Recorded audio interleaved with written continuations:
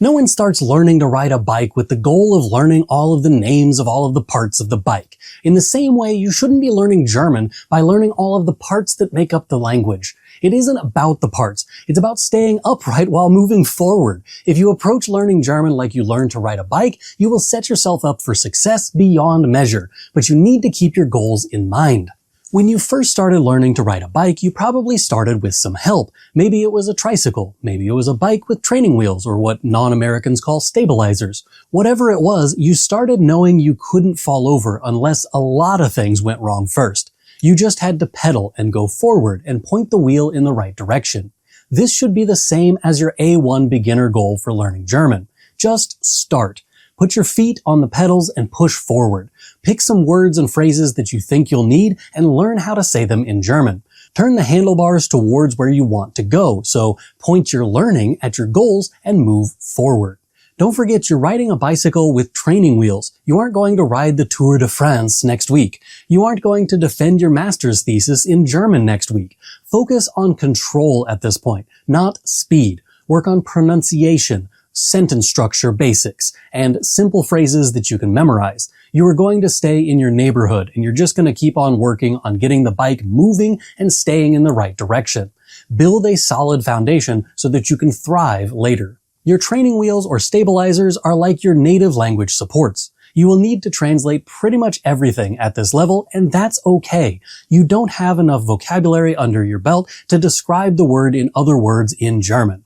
So you will have to use your native language as a point of reference. Comparing your language to German is one of the best things that you can do at this point. When you get to the A2 level, you need to get rid of the training wheels, but you don't go straight to riding on your own. Dad is there to help. He holds the seat while you ride. Maybe he has one hand on the handlebars just in case.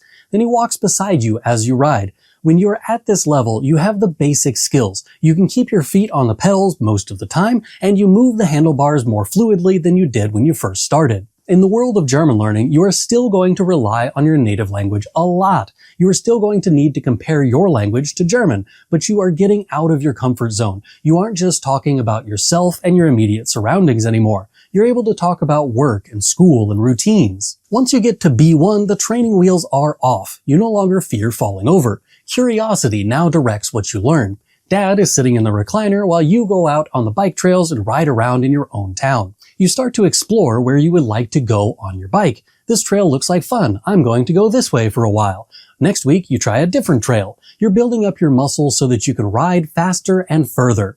Back on your German bike, you have dropped your native language crutch. If you want to learn something new, you can use the vocabulary that you know and some deductive reasoning to figure out what the new words mean. You'll still reach for the dictionary once in a while, but this should not be your default modus operandi. You will likely feel like you are at this stage for a while. It takes a while to get from wobbly A1 and A2 stages to the steady and confident B1 and B2 levels. The B1 level is all about building your German vocabulary stockpile, or the distance that you can ride your bike. You're also building up your speed on your bike, which is your grammar skills, which makes your communication more efficient. At the B2 level, you are purposefully building up your endurance. You can ride your bike for 5 kilometers. The goal is to make it to 10. Soon you'll be riding 20 or 30 or more kilometers in a single ride. You can ride faster. You're zipping past all of those beginners on the bike trail. Looking back at A1 and A2 riders, they look like they're standing still in comparison to you.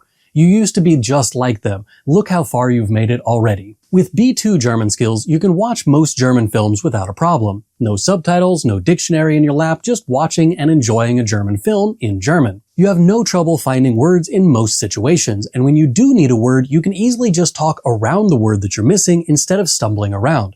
Again, you need to add a lot of vocabulary. Find topics listed on my iceberg checklist linked down below, and set those up with your short-term goals. This month, I will cover this topic. Next month, this one. Don't forget to review the older information too. Once you get to the C1 level, it's off to the races. You know that you want to participate in a competitive race, so you start upgrading your bike, adding fancy rims and gear, buying the lightest weight bike you can find, leaning forward to reduce wind resistance as you ride. You're doing everything that you can to give yourself a competitive edge.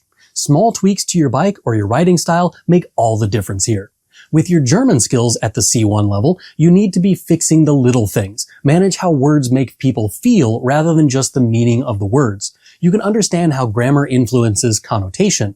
You can easily express humor, politeness, and shifts in tone. You rarely consult a dictionary, and you could thrive in an academic or professional setting. Honestly, if you never made it past this level, you would be perfectly content.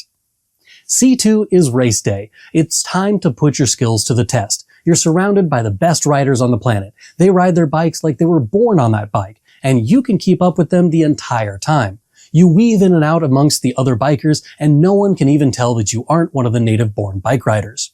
You no longer feel like the bike is something outside of you, but rather an extension of yourself. Your German is intuitive, fluid, and natural. It's no longer a thing that you speak, but an expression of you in the truest sense.